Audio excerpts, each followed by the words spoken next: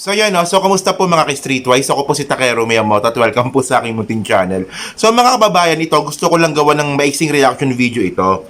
Kasi siguro aware naman tayo na meron pong nahuli at meron pong na-raid na Pogo Hub dyan po sa Porac, Pampanga na ito nga po yung Lucky South 99 Corporation. So masyadong controversial nga po kasi itong Pogo Hub po na to kasi sa 46 na building. Kasi parang isang malaking compound po yan eh. So 46 na building po dyan po sa Lucky South 99 Corporation, dyan nga po sa Porac, Pampanga na Pogo. Sa 46 na building, isa lang po yung merong lisensya ng PAGCOR to operate. And then mga kababayan, mas lalo nga po naging controversial itong Pogo Hub na to kasi dito rin po nakita yung mga dokumento ni A.R. De La Serna na sinasabi niya daw pong boyfriend, di umano boyfriend daw po ni Harry Roque. So yun nga mga kababayan, so okay na sana eh. Ang akala ko matatapos na yung issue tungkol dito, kumbaga follow up na lang. Yun nga lang mga kababayan kanina, meron pong nahuli na isang manager ng Pogo Hub po na yan, itong binabanggit nga natin, nahuli po siya kung saan nandun si Digong. Nahuli po siya doon po sa Davao City. Okay. So ang point dito mga kababayan, itong manager po ng Pogo Hub po na to, na Chinese, di ba? Chinese kasi siya eh, Chinese. Sa dinami-dami nga po na pwedeng takasan, kasi patakas na to eh. Patakas na siya palabas ng bansa. Sa dinami-dami ng lugar na pwede niyang takasan, bakit sa Davao City niya pa naisipan tumakas? Di ba? So medyo, di ba, medyo napapaisip tayo talaga no na itong si Digong po talaga ay masyadong malapit sa kontrobersiya regarding sa Pogo. Kasi nga mga kababayan, alam naman po natin na 2016 pa lang, nung kakaupo pa lang ni Digong bilang presidente, pinapasok niya na po yung Pogo. And then, na nakakagulat nga dito, 2021, doon lang po napirmahan yung tax dyan po sa Pogo ni Digong. At alam naman po natin na kahit po yung China ay ayaw din po talaga sa Pogo.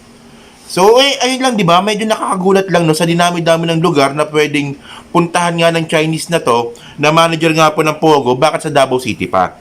So, para mas maganda mga kababayan, no, ito, pakinggan na lang natin itong report ng GMA News. Okay, sige, pakinggan natin to. Dadalhin na sa Metro Manila para maimbestigahan ang isang tauhan ng Pogo sa Porac na nagtangka umanong lumabas ang bansa mula sa Davao Airport. Nakatutok si Jonathan Andal. Ito ang passport ng babaeng Chinese na hinarang kahapon sa Davao International Airport na lalabas sana ng bansa.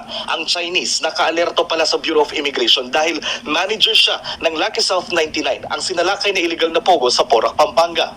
Lumipad pa raw ito ng Davao para lang makalabas ng Pilipinas. The preferred airports of these Chinese nationals coming in and out of the country are Clark, Palawan, Puerto Princesa, and Davao. For whatever reason, we don't know. Dadalhin Okay, no? Malinaw po yung napakinggan natin sa balita, no? So, itong babae po na to, na Chinese, na manager po ng Pogo, paalis na sana ng Pilipinas. Tatakas na po papuntang China. So, nakakagulat dito mga kababayan, no? Sa Porac, Pampanga siya nahuli. And then, pumunta pa siyang Davao City, di ba, para tumakas. So, hindi kasi mga kababayan, ako, naniniwala ako ganito yan eh. Human nature po kasi mga kababayan, na kung tayo po ay nagugusot, tayo po ay pumupunta sa mga lugar kung saan natingin natin na tayo ay safe. Di ba, ganun yun eh. So, ngayon mga kababayan, hindi naman po kasi pupunta ng Davao City itong manager ng Pogo para tumakas papuntang China na alam niya na magiging mapanganib din ito sa kanya. Nagigets niyo ba mga kababayan? So ang point ko dito, kaya pumunta ng Davao City ito para tumakas kasi alam niya na safe siya doon. Yun nga lang mga kababayan, nakatimbre na yung mga polis, so kaya po siya nahuli. O, di ba? Hindi nga, di ba? Kasi ba, sa dinami-dami ng lugar, bakit Davao City pa?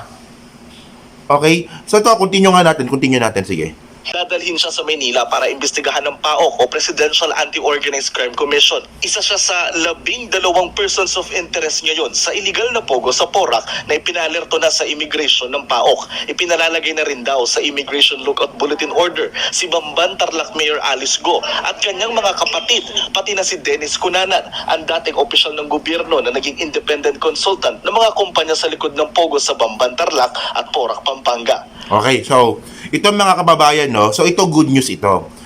Kasi, ito no, bukod dito pa sa Chinese, na patakas sana from Davao City papuntang China, so ngayon, posible din po na magkaroon din po ng whole departure order. Parang ganun, no?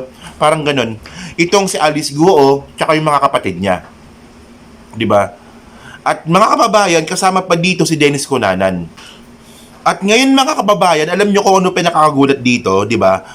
Lumalabas na naman po yung pangalan dito ni Dennis Cunanan. Okay? So hindi lang po nakakaalam, si Dennis Cunanan po, siya po yung isa sa mga convicted na sangkot nga po sa PDAP ni Napoles.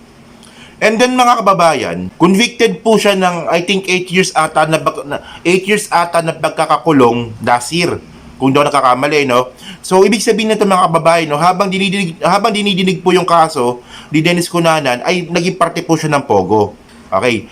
So, ngayon mga kababayan, ito ang point dito. Napaka-interesting po ang mangyayari po sa susunod po na Senate hearing kapag pinagsalita na nga po itong si Dennis Cunanan.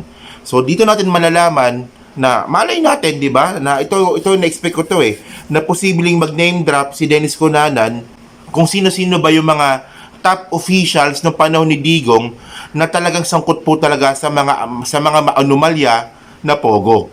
Kasi tulad nga na sinabi ko nga mga kababayan, no, medyo nakakagulat lang po talaga, no, na itong Pogo Hub sa Pampanga ay nalilink kay Duterte at saka kay Harry Roque. 'Di ba? So dapat doon pa lang medyo mag-isip na tayo. At ito lang mga kababayan, ito yung sinasabi ko okay sana na may Pogo sa Pilipinas Okay sana yan kasi at least kahit papaano makakatulong po yan na magkaroon nga po ng pondo yung Pilipinas. Kasi nagbabayad ng tax. Supposedly dapat ganon.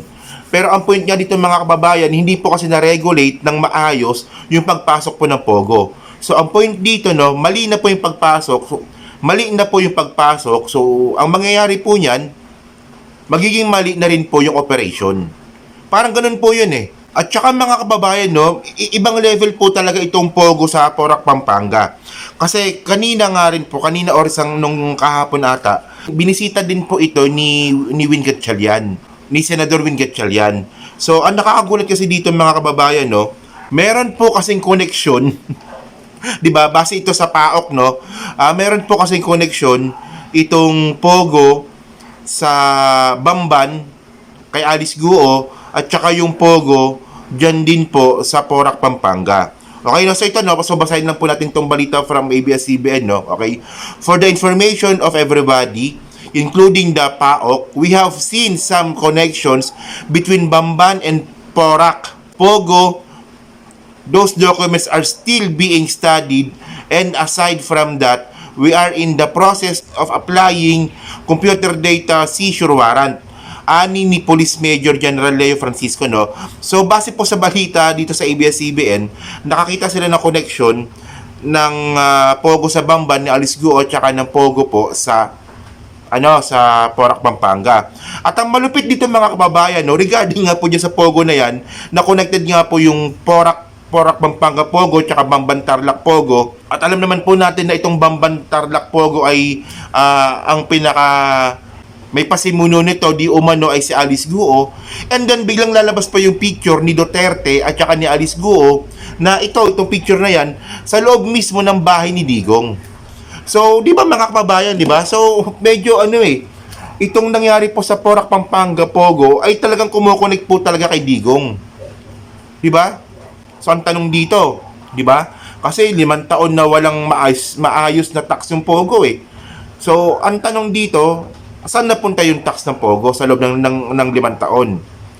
And then mga kababayan, kumulimbat ba ng limpak-limpak na pera itong si Duterte sa Pogo? Kasi mga kababayan, di ba, ang nakakapag-isip lang kasi dito, si Harry Roque po kasi, di ba, yung salary niya is 120 million. So malaking pera talaga yon. So si Digong naman hanggang ngayon, since 2017, mula nung pinapasok niya yung Pogo, hindi pa rin po nilalabas ni Digong yung salin niya. So, syempre, no, parang parang common sense na lang na kung si Harry Roque ay merong 120 million pesos na salin na asset, so paano pa kaya si Duterte? Paano pa kaya si Digong? di ba? So yun mga kababayan, no? So mixing content lang ito. So nagawan ko lang siya ng reaction video. So anong masabi nyo nga po dito sa pagkonekta nga po ng Pogo sa Tarlac, Pogo sa Pampanga, at sa Davao City at saka kay Digong. Kasi ito parang nakakapag ano lang, di ba? So kayo ba, naniniwala ba kayo dito na posibleng madadawit dito ang pangalan ni Digong kung sakali man na magsalita ng katotohanan itong si Dennis Cunanan? At naniniwala ba kayo talaga na kumita na limpak na salapi itong si Digong nung pinapasok niya nga itong maanumalyang Pogo sa Pilipinas? Yun So yun mga kababayan, so comment lang po sa baba at binabasa ko pong lahat yan. So thank you mga ka-Streetwise, kita na lang ulit tayo sa susunod pa na video. Salamat po, thank you.